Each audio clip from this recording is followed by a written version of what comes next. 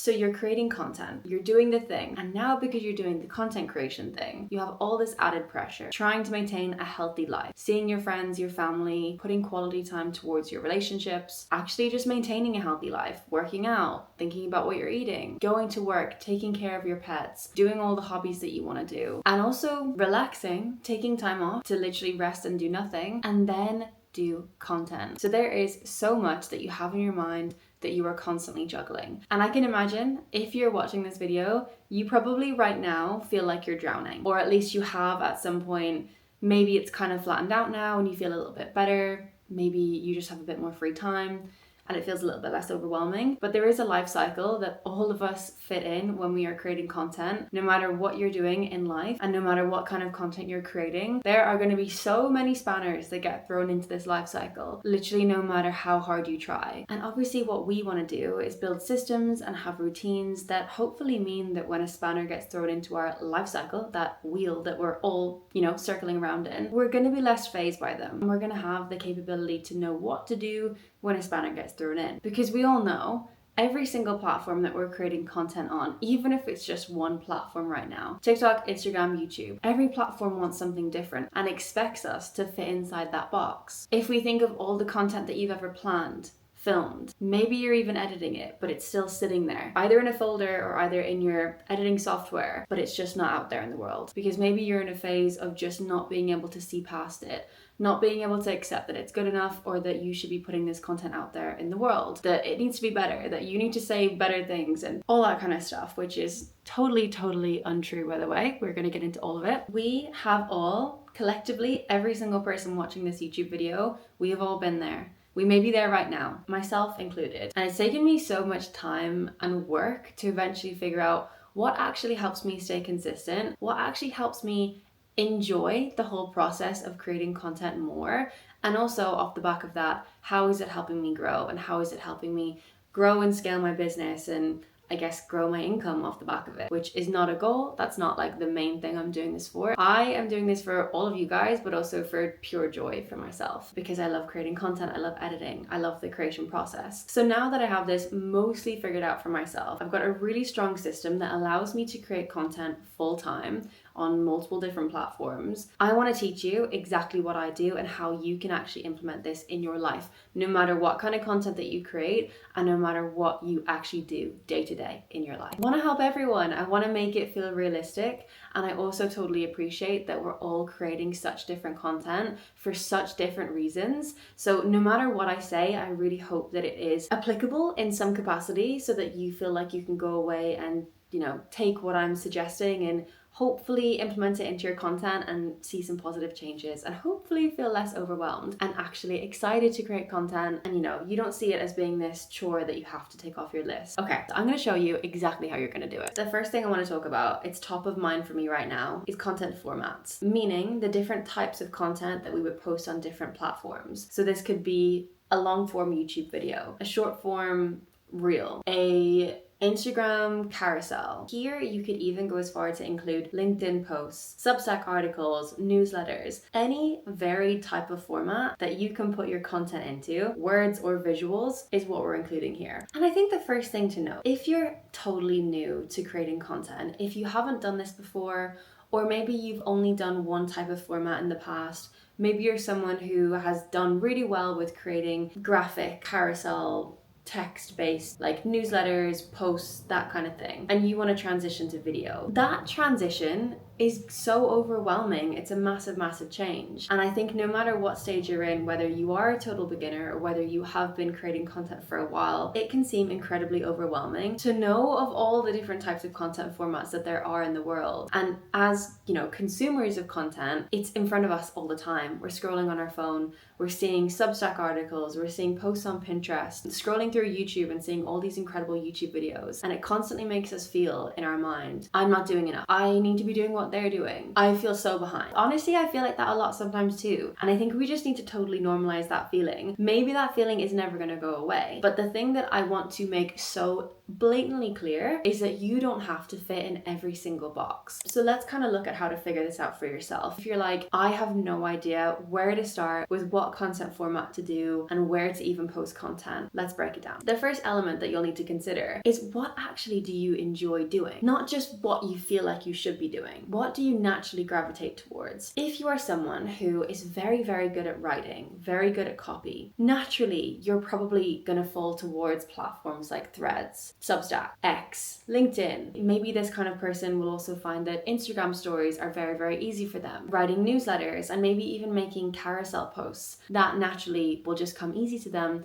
and that feels fun. Obviously, if this sounds like you, I want you to do what feels good for you, because no matter what we're doing, it is so important that you enjoy the process of creating content and what you're talking about, what you're actually doing, how you're communicating it, and also what format you're putting it into. If you're someone who loves text, you love writing, but you're constantly forcing yourself to fit into this box of talking to camera video, and you keep doing it, you keep forcing yourself to do it, but it just doesn't ever feel right. It doesn't feel easy, it doesn't feel good. You don't feel like you when you're doing it. Obviously, I will always say it's so much better to practice, because none of us, no matter how talented we are, as soon as we start doing something, we're never going to be great at it straight away. So I don't want you to just give trying a talking to the camera video 1 or 2 shots and thinking that's not for me.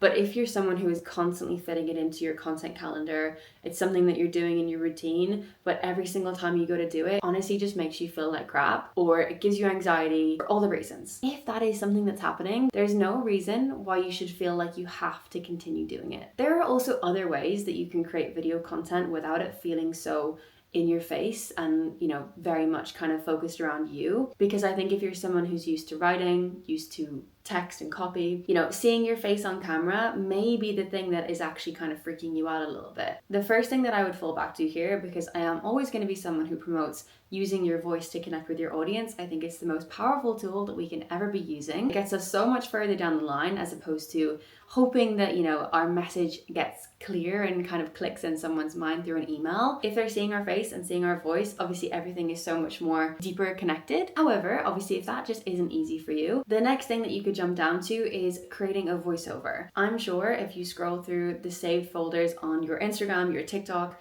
there are probably so many videos that are a voiceover with clips that you've saved in your lifetime. So we can all agree that they are a very, very popular and enjoyable format to create. And it also feels a little bit less exposing for the person who's actually creating the video. So for example, you could have a whole compilation of clips in a B-roll folder of yours that you have just compiled of your life. Or maybe you write out a particular shot list of things that you want to specifically film about the video that you want to create. And maybe the clips don't even necessarily need to revolve around you. The best case scenario is if you, the creator, are the main character of the video, so that people get to know who they're actually watching. It makes it easier to connect. But there are ways of doing it if that is something that is just genuinely uncomfortable for you. So you could film lots of close-ups of you working at your laptop, writing, typing. Grab as much actual material from your work as you possibly can. Supplement that into the video through overlays. You can make a very, very engaging video whilst also not having to totally expose yourself, your face, and talk to the camera if that's just not easy. I can definitely dive into this more. I feel like I'm really kind of getting into this one, but I want to give you more examples. The flip side, you could be someone who loves talking to the camera. I think that was always me. When I was younger, I always loved to pick up a camera and talk to it. I think that is just the way that I actually eventually started to build my confidence. And it's just almost like a digital form of journaling for me. That's just how it felt. So I've always had my eras of creating different types of content. Never really knew what I was talking about or what I was saying until I eventually figured that out. But for me, that was always really, really enjoyable. So naturally, people who like talking to the camera, you are at an advantage if you are creating talking to camera content, because as I've already mentioned, it's an amazing way for a viewer who literally has no idea who you are to feel so connected to a person from the internet, literally by hearing your voice, hearing your story, and seeing your face. It's amazing, and it works so well every single time. I feel like there's so many people on the internet who I've not met in real life that I feel like I genuinely know them. and trust them because I just know the kind of person that they are online. So naturally, the kind of platforms that this kind of person will fall into: Instagram, TikTok, YouTube, 100%. All of the platforms that we know and love. I also am in the middle of researching Threads a lot more as a platform. I reposted one of my landscape videos recently. It got reposted without a caption, and for some reason it performed like kind of well. It had like over 300 likes, which kind of like peaked, I would say, over like a 24-hour period of when I reposted the video or when I posted it. And then it just kind of chilled out. I don't want to get too technical talking about platforms, but it feels very different to currently how TikTok and Instagram's algorithm are.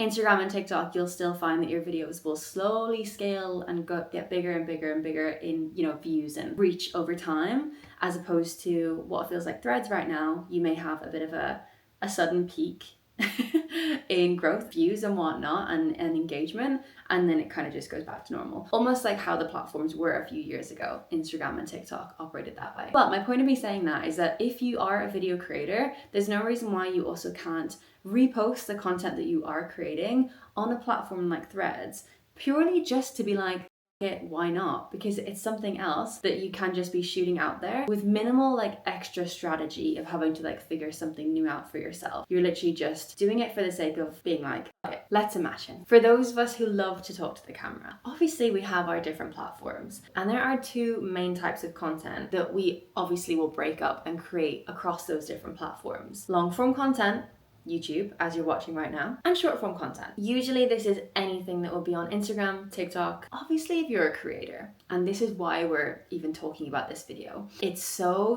easy to get overwhelmed by all the things that you are doing, especially if you are putting an expectation in your mind of creating on different platforms, which obviously means, for example, if you're going to create on YouTube, Instagram, and TikTok, normally you would assume that you would need to film one YouTube video and multiple different short form posts for Instagram and TikTok. So generally on a weekly basis, that's quite a lot of content that you actually have to film, edit, and put out there. So I'm always thinking, how can we make that easier for ourselves? How can we lower the bar, make it feel so much more achievable, so that we're not like pushing ourselves to the limit every single time we're posting something, which is just never a nice place to be in. We should always feel like whenever we are posting something or even creating something, we're excited to talk about it, we feel good about it, we're proud of the edit that we've made, and we're actually excited to put it out there in the world, as opposed to rushing to get the next thing done. Let's imagine you are that person. You're creating talking content on different platforms. I've got two options of how you can create content to feel a bit more sustainable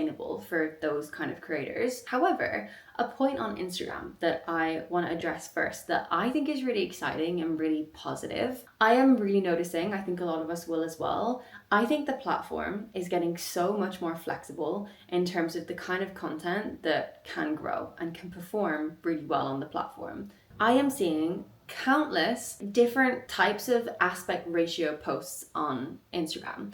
So many creators are putting content on Instagram in landscape 16:9 format, which I think is crazy. So fun to see, and it's just so different than what we're used to. This content, even if I'm scrolling on my Reels page, it's actually coming up in the Reels section. Content that is landscape format, not like the standard portrait. I think this is a really fun way to express yourself creatively. There are so many creators that I'm seeing doing this. There's one creator in particular. I'm gonna put her account and a couple of her videos on screen. We now follow each other. I've been following her for a while, and I was fangirling, but she just recently followed back, and I'm like, eee. The reason that I love her content so much, I think I found her content when I was scrolling on the feed. As soon as I saw it, I'm drawn to it because one, it's a different aspect ratio to anything that we're used to actually seeing on Instagram. Two, it is so fun and creative in the way that you are almost seeing text appear in a different way on a video in terms of like how you're editing it. And I just think it like totally shakes things up. Now that I've followed this creator and I've been seeing all of her recent posts,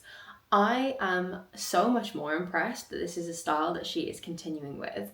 It's not just a one-off video. It's a very consistent visual content style that she's sticking to, and it's working really well for her because she's growing so much. So I am so impressed by this, and I wanted to mention it because I think it's definitely something to consider and to not be totally scared of, especially if you're someone who is already creating content on YouTube. You know how much time goes into a YouTube video, how much time you're maybe planning it, definitely filming it, and definitely editing it.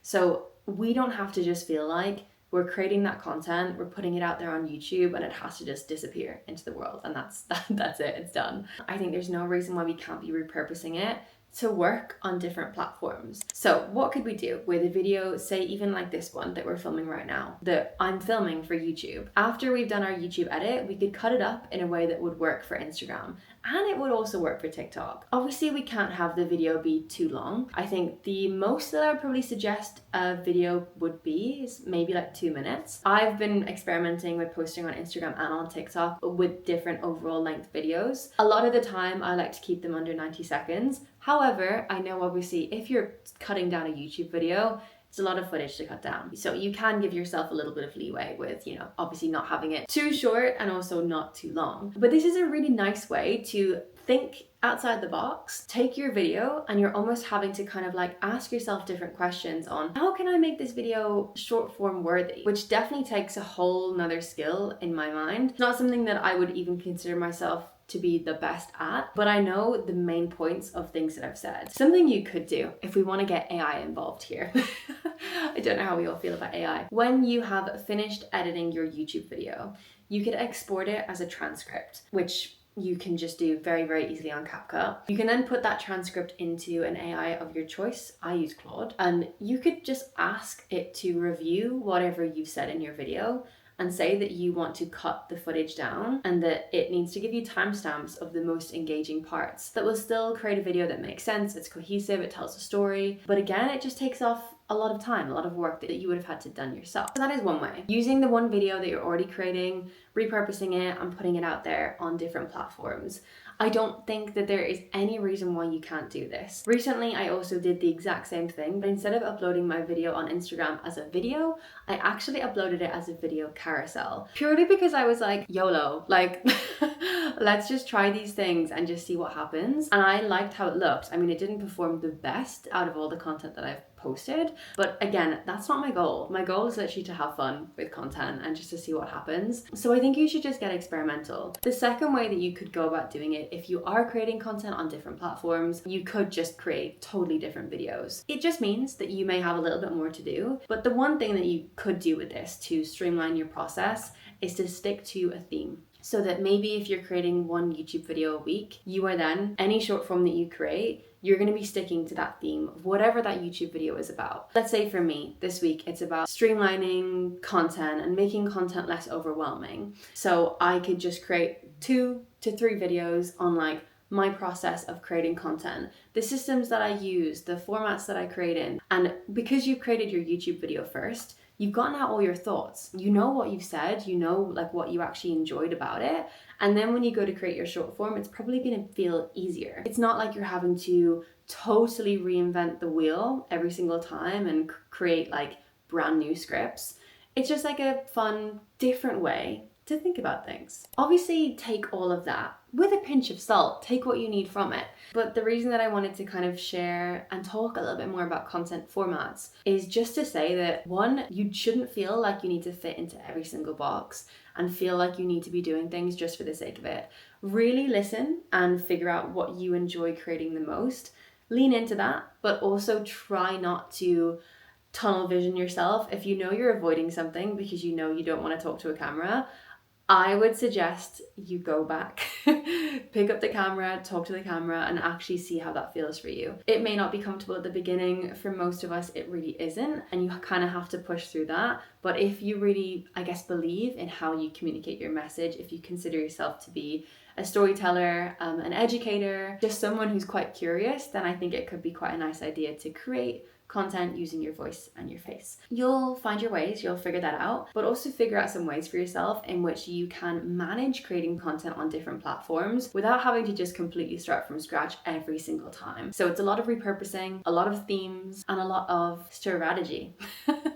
Next segment. And also, separate point, I run a master. It is a 3-month, 12-week group mastermind. It is the thing that I am so proud of in my life, in my career. It is the most cozy, loving, community of like inspired, motivated creatives, aspiring creatives, where over the period of those 12 weeks, every single Monday you get an intensive lesson dropped into our community space, which is roughly an hour in length, and every single week has a theme. We cover content style, ideation, finding your voice, storytelling, creating and launching a signature series or a recurring content format, content strategy. There are so many. We have 12 lessons. And then every 2 weeks, we meet together live in a group call, which is honestly my favorite part of it. It is the best part, getting to meet everyone that is in the cohort and having also everyone, and also watching everyone support each other, going through the different stages of how tough it is to actually create content, because it's really not easy. And that's just also why we've created this platform, so that we are all there for each other. You also get access to the studio, which is my editing course that covers how to edit on CapCut. I wanted to put that in there. Right now, we are fully booked up and we're already running our current module. However, the waitlist is open for our next round. So I'm gonna leave the link to it down below. Feel free, if you are curious, if you feel like that may be for you, put your details in. And as soon as we are ready to start opening doors for our next round, you are gonna be the first to know. You'll have an email and you'll get all the details, and also an exclusive discount because, you know, I got you. Okay, back to the video. What most content creators obsess about, or anyone who's new to content, or anyone who's thinking about creating content and you haven't done it yet, the first thing that you will obsess about is equipment and making sure that you have the capability to make gorgeous videos. I hear you. I hear you, but it's not necessary. It's really, really, really not necessary.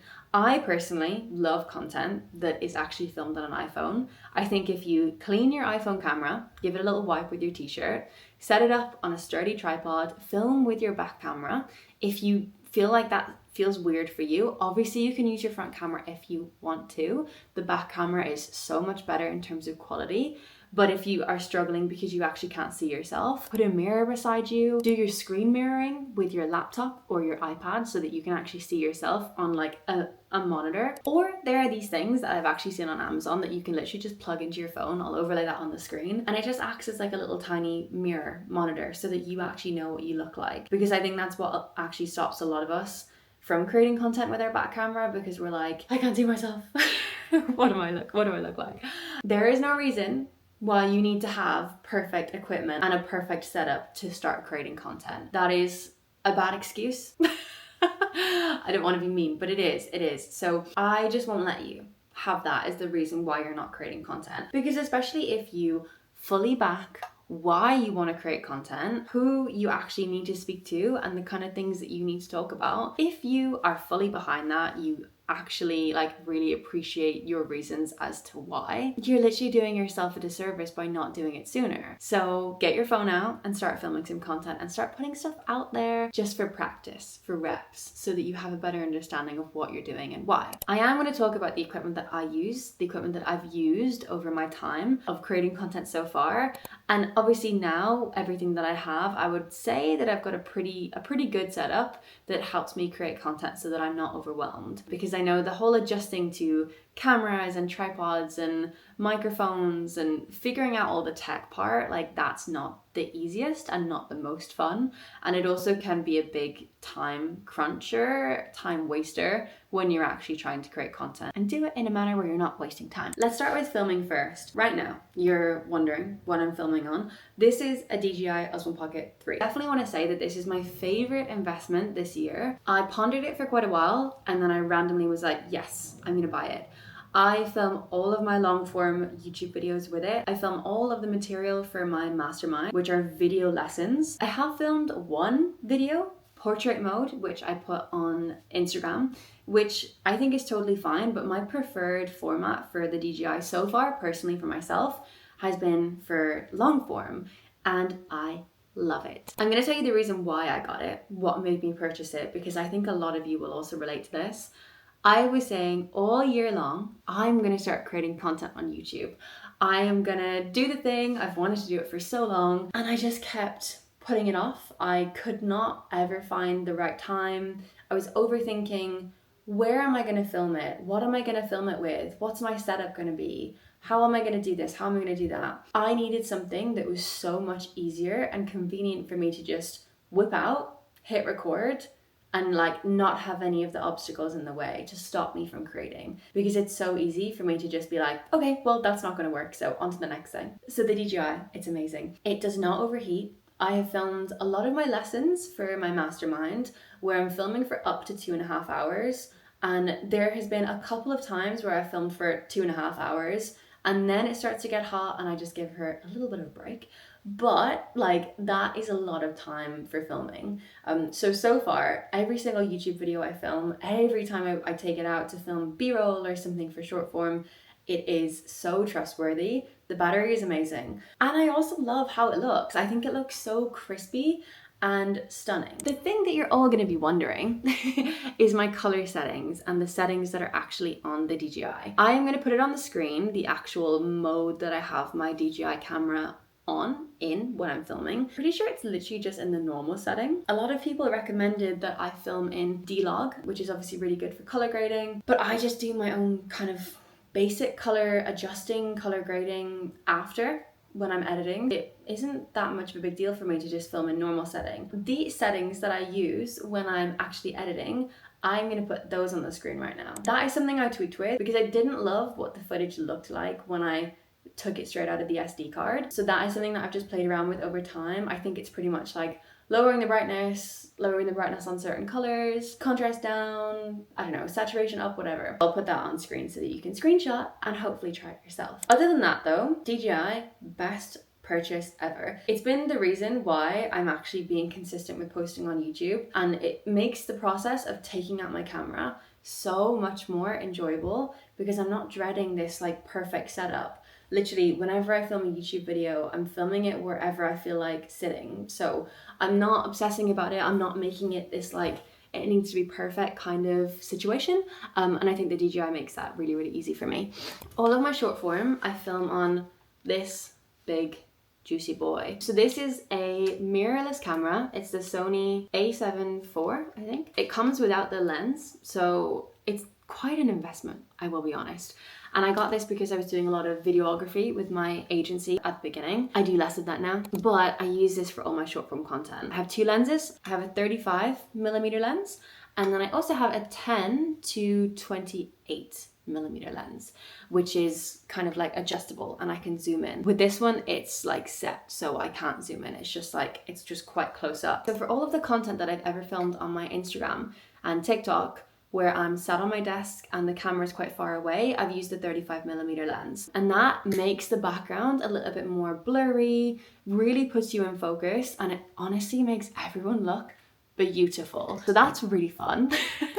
This one is because it's quite wide angle. I've really enjoyed recently just filming content where the camera is like a little bit closer to my face, mainly because I want the process of filming to be a little bit easier. When I would film with the 35mm, I would have to go back and forth to the camera, get back into my seat, make sure that it's, you know, in focus and I'm not blurry. So it was just a little bit harder. Using the 10 to 28, it's just a little bit easier. And I'm all about creating content in a easy, stress-free way. The camera itself is incredible. The problem with this camera though is that it does overheat. I could never film long-form content. Someone commented on my Instagram post yesterday, or maybe it was on TikTok, and they suggested a fan that you can get. I don't know whether it's a fan that clips onto the camera, which helps it from not overheating, but I think this is like a Sony problem, I've heard, at least. Yeah, that's my filming. All things microphones. When I started creating content, I was using my phone. I wanted to invest in the most basic mic that I possibly could. One, because I wanted it for the vibe. I think it's really cute when people hold microphones. And also I obviously wanted to improve my audio. I got the Boya wireless mic from Amazon. I think it was like 40 euros or something, and it was perfectly fine. I think I used it for like a year. I've given it to a friend who's now using it for his content. But ever since I have departed from the Boya microphones, I have fully transitioned to being a Rode girl. Everything I use microphones wise is Rode. I think they're so trustworthy, so consistent as a tech microphone brand. Personally, I love my microphones because they're white. I think they're so cute. Like, isn't that so cute? They're like the standard mics that you always see, they're always black, and I like, there's nothing wrong with that. Obviously, I had the black ones to start off with, but I have eventually transitioned to these. But then I realized that on their website they actually have all these crazy different colors as well, which is so cool. Got like pink microphones and orange, and I think like if you are someone who's very specific, or you have quite like a strong visual brand in terms of like how you represent yourself through your content, I think this is such a fun way, if you're creating content on YouTube, on Instagram, TikTok, to be like holding a microphone that reflects like your brand colors. Genius. I think that's so cool. Something I've only seen yesterday, which I need to invest in. They have these adapters that are basically like, you know, podcast microphone things, like that you'll hold like this. $30. So I'm definitely gonna get a pink one, and that's gonna be my YouTube mic. These are incredible. The quality is amazing. Only thing you need to know about them is when I'm actually editing, I turn the volume up because they're just not as loud as I'd like them to be. Other than that, they are so good, and they also come in this little charging case, which is really useful. If you are someone who doesn't like a big microphone, you might like the smaller ones. They also come in this adorable little charging case, but they're really cute, and they'll just like easily like pin to your clothes. I think there's also a magnet on these. Very small, very discreet if you're someone who doesn't want to look like you're someone who's holding a microphone, but you want still good quality audio.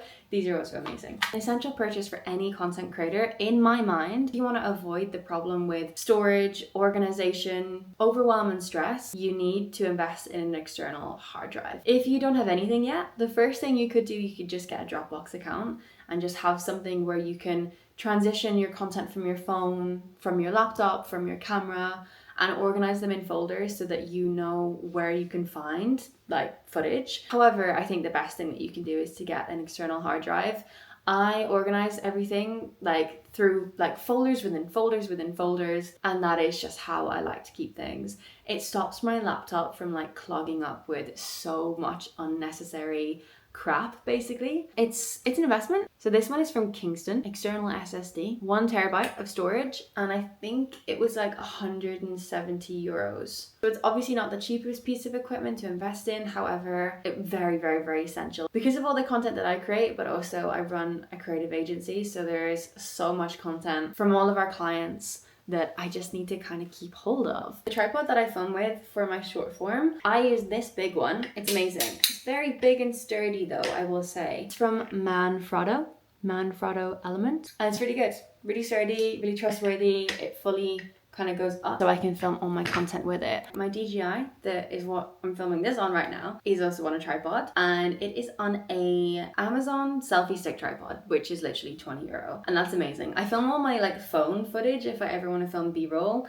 I'll film it on that. And finally, my MacBook would kind of die without her. For anyone who is curious, I will let you know what model it is. MacBook Pro with an M3 Pro chip. It's got 18 gigabytes of internal RAM storage. An incredible laptop. It works for video editing. I don't want to consider myself one of those very techie people that know all the techie things, but it works for what I need. Okay, that is everything with my equipment. I really don't use much, and I trust everything that I use right now, and I love the content that I create. So if you have any questions, please feel free to put them in the comments down below. I'll put a link to everything in the description, just if you didn't catch exactly what I said, and you can look into them yourself. You have my recommendations, so now you know. Creating content, it should be something that we all enjoy. I think that's what I really want you to get out of this video. Obviously, we can be strategic and we can find all the ways that work for us, and we can create content and we can have this strategy, and we can know that it's ticking all these boxes of like, it's gonna work, it's like, it's scalable, all this kind of stuff. Fine, we can do all those things. But regardless of all of that, you have to actually enjoy what you're creating,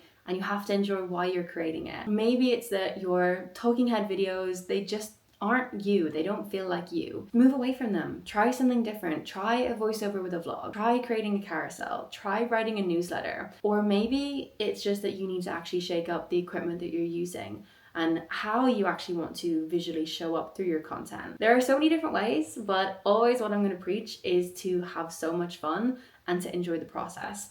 If you are someone who constantly is thinking of that long-term goal, like if you're thinking of like getting 100,000 followers is the reason why you're doing this, I would probably suggest to sit down and have a bit of a further ponder and try to find ways to actually enjoy all of the stages in between, you know, where you are now and getting there, because it's so fun. Creating content is a joy and it's really fun and creative, especially for those who have a job, have a family, have hobbies, but you still want to express yourself creatively. I think you can do that through content creation. I am gonna love you and leave you because I feel like there is so much more that I want to say, but we have so many weeks of videos. We have a video every single Sunday. I'm gonna shut my mouth for now, and please, if there's anything else that you want me to expand on from what I've already said, or just to kind of clarify it and put it together in a bit more of a solid framework, please let me know. But I kind of wanted today to just be a bit more of a ramble and kind of express my thoughts a little bit more loosely, which I've done a few times with you guys anyway. And I really, really, really appreciate all your support, all your love so far. I'm really appreciative for everyone who has commented and messaged so far and said that they really love the videos.